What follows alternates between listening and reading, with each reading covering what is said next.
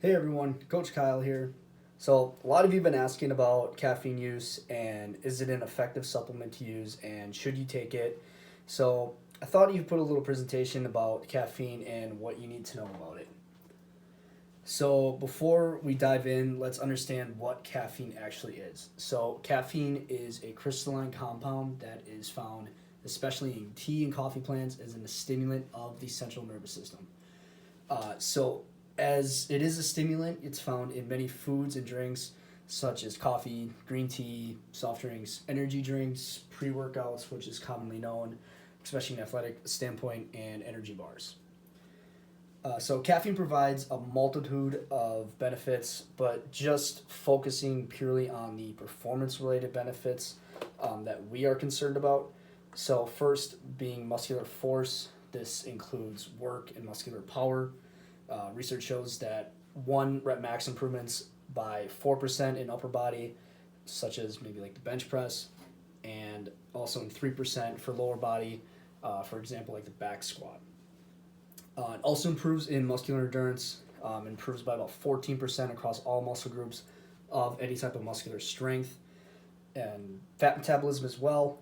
It's Caffeine can increase the body's ability to burn fat or break down the fat in the fat cells. So caffeine can also act as a fat burning supplement. Between alertness and drowsiness, caffeine can pass the blood brain barrier and affect a variety of brain centers, which usually leads to an increased alertness and decrease in drowsiness. And then, as far as fatigue resistance is concerned, studies showing the rate of perceived exertion was viewed less in subjects with people who intake caffeine versus subjects who did not intake caffeine. This is also for prolonged exercise.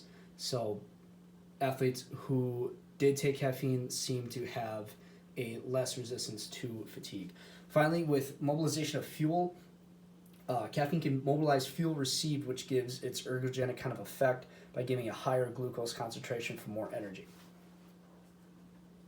So, of course, we have to look at some downsides of taking caffeine, and again, we're only going to look at just some of the sports performance related disadvantages to it. So, first, there's a rise in blood pressure. Research is kind of in flux about why caffeine raises blood pressure. But studies suggest a blockage of hormones causes the arteries to widen and then stay widened, hence why it is increasing blood pressure.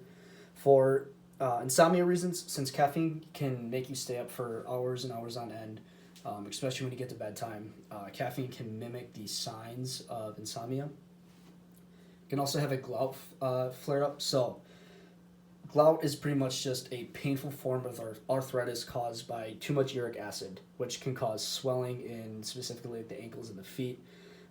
So uric acid can also be prevalent in consuming caffeine. Indigestion and upset stomach.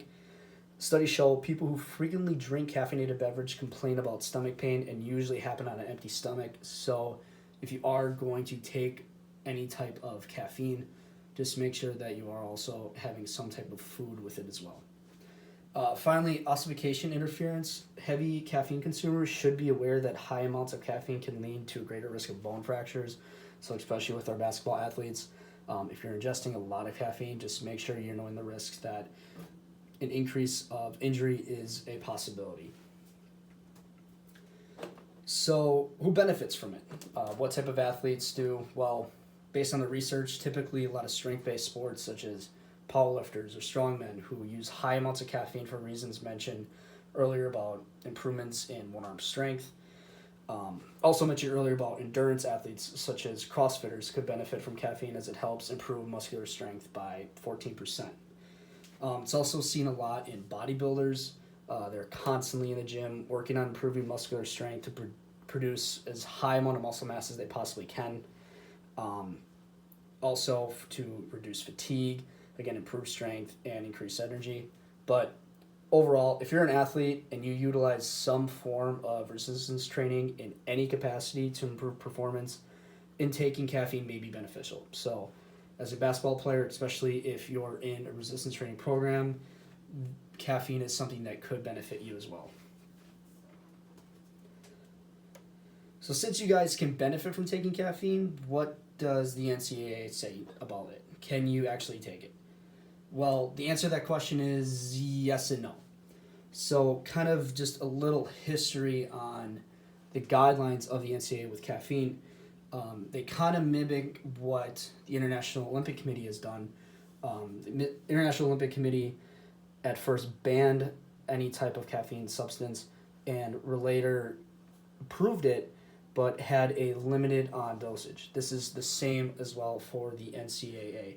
So with the NCAA, it is you cannot ingest 15 micrograms per milliliter of caffeine, which this equates to about 6 to 8 cups of coffee about 2 to 3 hours prior to competition. This level of caffeine at that close to a competition is deemed illegal. Any intake under this threshold is okay without any penalty, but just be cautious though, because beverages such as energy drinks have types of substances that are banned by the NCAA, specifically like taurine, are banned by the NCAA. So consider those type of limitations when looking for a caffeine supplementation. So should you take caffeine, and how should you? I would say if you want to, go for it. Again, just keep in mind of some of a few things. Research shows that withholding caffeine for 7 days prior to competition yields the best results of the ergogenic aid. So if you want to get most out of using caffeine, try to withhold from it for a certain amount of time prior to competition to receive some of the better effects of it. If you do take it about 30 minutes to about 60 minutes prior to competition, and then consuming about 200 to 400 milligrams of caffeine in well-trained athletes, so especially at the Division I level, I would feel comfortable with you guys having that recommended 200 to 400 level range to receive those benefits. Finally, especially if you're a female athlete, compared to men, females even receive a little bit more benefit from a caffeine supplement than men. Studies show that improvements of 1 rep max loads improved by 4.7% for females in comparison to males, which was only 2.8%. So there you go, guys. This should hopefully give you a better understanding of the effects of caffeine.